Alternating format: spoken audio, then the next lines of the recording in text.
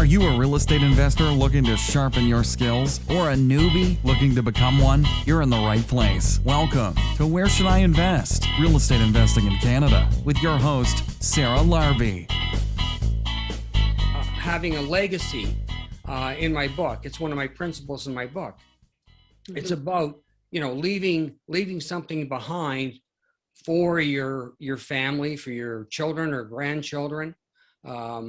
It's just an awesome thing to do. And it's also, you can make it a living legacy and get them involved, get your children. Like some of our joint venture partners are my children. We got them involved. And now, we've got properties that are 4 to 7 years away from having no mortgages. Well, they're going to be still very young, mm-hmm. and they're going to have properties that they have partial ownership in with no mortgages. Think about that for a moment. That's amazing. Obviously, if you can involve the kids early on, then and then they can take the business and they can, like you said, leave a legacy for their kids and so forth. I think that's cool. And let's not also, hide the fact that like you can retire yourself earlier and create wealth that you probably can't in many other avenues.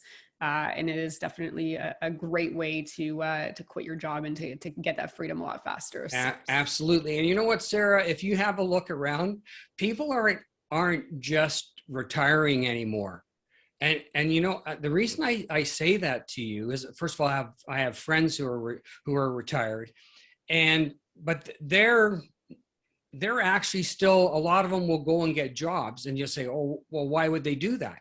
Well, because they want to travel the world and they want to go on these $25,000 or $30,000 world cruises, or on throughout the world.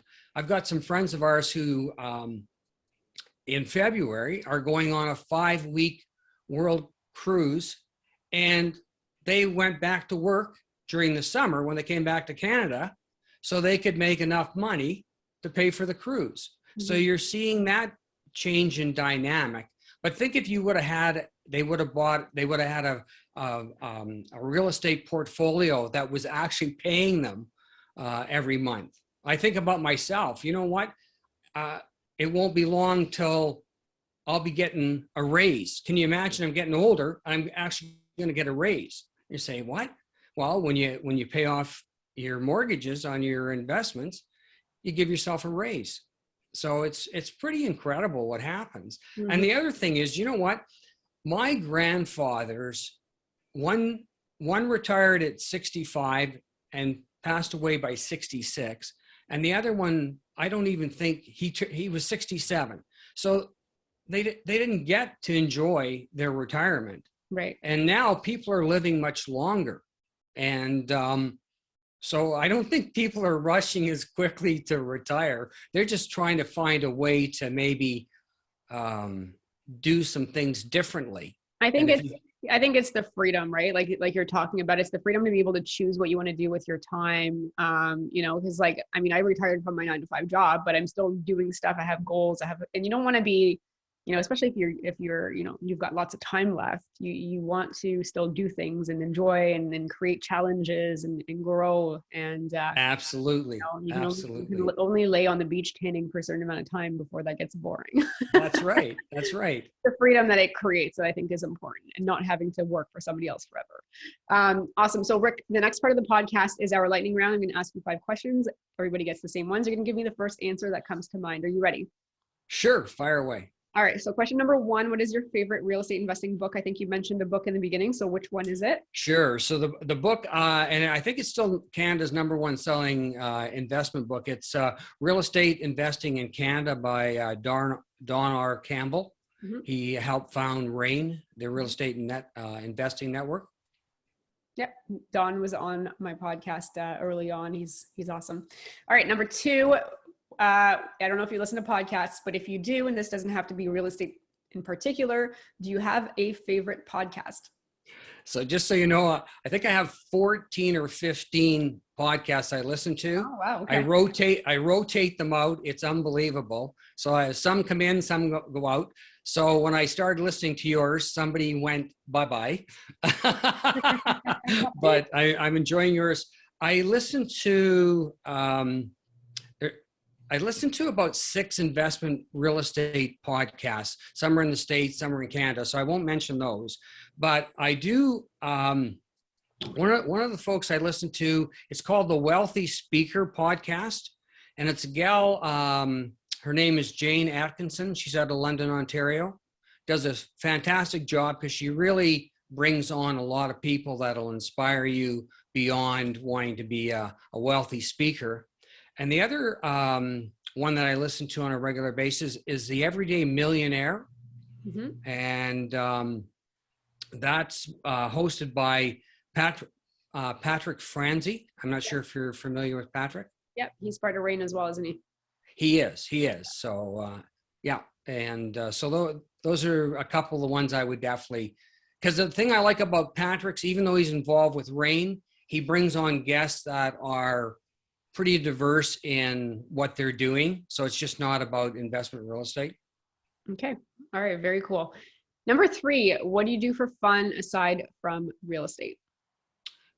Boy, I do a lot. So the biggest thing is I'm heavily involved with my grandkids. I have 5 grandkids, believe it or not. Nice. And I've got them all skiing, and I've got them all golfing.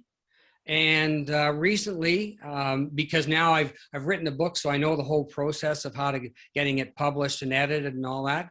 I wrote a children's book with my oldest granddaughter, and I just had it edited, and we're just working on getting it illustrated. So very cool. Nice. Congrats. Yeah, so that a lot of fun that way. So that keeps me young. Very nice. For very sure. Good. Number 4, if you lost everything tomorrow, your money, your assets, your properties, how would you start again? Great question. You know, I thought about this for a while because I of course listened to your podcast, and the thing that I would do if I could start all over again, take out that magic wand, is I would definitely buy a bungalow as my first home, and I would put a legal suite in the basement. The thing that I would do if I was single, and this is where I hope I'm talking to some of your audience, is if I was single, I would live in the basement suite. I would rent out the upper suite. And of course, Sarah, you probably know why I'm saying that. Yeah, there's more money on the top floor than the basement. You betcha. And the other thing I do, and I talk about this in my book, it's a technique I call Uber time. And what Uber time is that I would go and get another job. So I'd have my career job, I would go get another part-time job, and I would take all that money and I would feed the beast. I would feed the mortgage. I'd pay it down as quickly as I possibly could, and just keep the equity growing in that property. And then eventually you could move yourself out, buy your own property, remortgage. I know you've talked to some of your guests about doing those type of techniques. So all those kind of things, but that's what I would do if I could take a magic wand and start all over again. Yeah, I think house hacking is cool. The only thing I would just say is if you're in Ontario right now, and this still stands when you're listening to this, is that as of November 15th of 2018, anything built afterwards, including basement, this doesn't apply to Western Canada, but including basements that are new and non-existing, you can raise rent and you're not subject to rent control. So I think for some people in Ontario, it could make more sense for them to live upstairs and then rent out the basement, and then they can at least increase rents to market each year.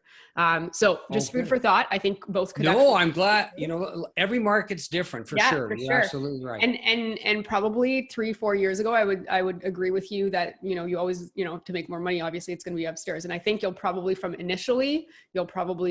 make more money if you live in the basement. I think in the long run, you can reset back, right. And you know what, Sarah, you talk about your power team. In my book, I talk about what I call Team Real, and Real stands for Real Estate Advisory League. And you can't go into investment real estate independently. What I mean by that is an individual. You need a team.